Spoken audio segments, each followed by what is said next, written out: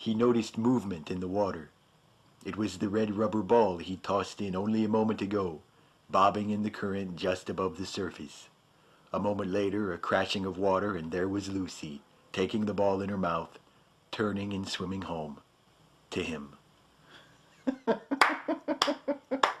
Stuffy, that is outstanding. Holy shit. And that's a first draft. Mm-hmm. Well, unfortunately, Stuffy's novel, Love River, is not typical of your NaNoWriMo efforts this year. Stuffy sets a mark of which the rest of you fall well short. It's only one man's opinion, but... One human's opinion. Okay, Millicent, let's talk about your NaNoWriMo novel next. So let me find it here. Okay, here it is. I, Husky. Millicent, would you read for the group the opening of Chapter 8, please? I don't know why I should, since you clearly don't appreciate it. Please. Very well. One of the Huskies who had gathered round to hear her preach spoke up and said, "But what of the admonition we have heard to refrain from judging others?" And Trillicent. I beg your pardon! Unbelievable. And Trillicent thought a moment and replied, "The Husky who refuses to judge, who neither agrees nor disagrees, who declares that there are no absolutes and believes that he or she escapes responsibility, is the Husky responsible for all the blood that is now spilled in the world. Whether you have a piece of meat or not is an absolute. Whether you eat your meat or see it vanish into a human stomach is an absolute. There are two sides to every issue. One is the Husky side, the other is wrong, but Okay, that's good. Thank you, Trillicent. Thoughts on I, Husky?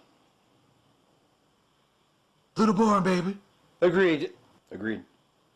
I had fun trying to figure out where various passages had been lifted from. There was that, at least. Are you accusing me of plagiarism? Let me put it this way. When I was reading your story, I knew I had read a lot of it before, in stories written by other people.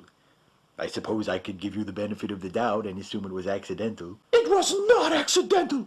You'd rather be a willful plagiarist than an accidental one. It's not plagiarism if you're stealing it back from people who stole it from you in the first place. I kind of think it is. You didn't personally write all those stories you stole from. Stole back from. And no, I didn't. But those words were originally stolen from Husky authors. Oh, and you're just reclaiming them for the breed. Precisely. And putting them in the mouth of your lead character, Trillicent. I may have taken a few liberties. Quite so. Moving on to Toby. For the sake of the art. Okay. You really expected me to write an entire novel in a single month? Well, I didn't expect you to rip the whole thing off. He's right, baby. That's pretty low. That's odd. Did anyone else just hear a toilet flush? Fuck you, baby. What did you just say to me, motherfucker? Okay, let's calm down.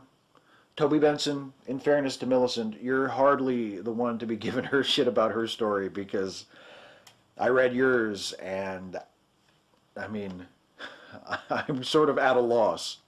Yeah, it's a thinker, baby. You need me to talk you through the difficult parts? Can you talk me through why the last section is a storyboarded action sequence depicting your protagonist, a German Shepherd named Kobe Jensen, breaking into a gold vault hidden beneath the Pentagon and then shooting his way out through an army of zombies with what look like lasers tied to their penises? It's a metaphor, baby. For what? The corrosive effects of the cycle of violence and incarceration on impoverished neighborhoods. And the zombies with dick lasers? You got that bit wrong, baby. Oh? Yeah, the lasers ain't tied to the zombies' dicks. Their dicks have been replaced by lasers. How'd that happen? I don't know. Some secret government experiment or some shit. I didn't have time to write that part. No, nor apparently did you have time to write Chapter 6, which is just the lyrics to Toto 4. Not true, baby. All right. Chapter 6, All I want to do when I wake up in the morning is see your eyes. Rosanna, Rosanna. Sounds like a Toby Benson original to me, baby. I never thought that a girl like you could ever care for me, Rosanna. Still not ringing a bell, baby. All I want to do in the middle of the evening is hold you tight. Rosanna, Rosanna. I didn't know you were looking for more than I could ever give. Okay, I admit it, baby. Just make it stop, please. Here's what disappoints me the most. We all agree to participate in NaNoWriMo this year. We meet back after the month is over to share the fruits of our efforts, and except for Stuffy, all of you have written these self-serving pieces of Mary Sue fiction. Not me. Your novel is titled The Just Burning of a Wicked Town and is the story of a bear named Mac McSteel who torches an entire small town because someone at the local bar refused to pay for his drink. So I kind of think, yeah, you. I expected so much more from you guys. You're one to talk, considering that story you wrote. Yeah, The baby. country dog is right. My novel wasn't a Mary Sue story. Was. It was not. Stuffy, what do you think? Well, it was titled Sherlock Shives and the Adventure of the Automatic Murder Machine. So? It's not Mary Sue. I'm not even... Sherlock Shives is not even the hero. The hero is Oddie. Right, Oddie?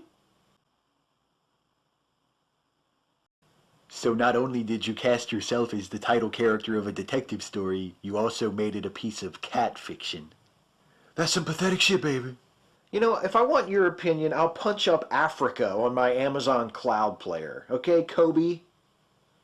You have Toto in your Amazon cloud? No?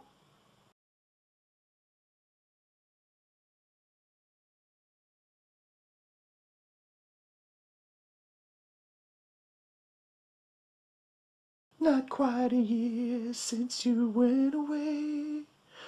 Rosanna, yeah. No?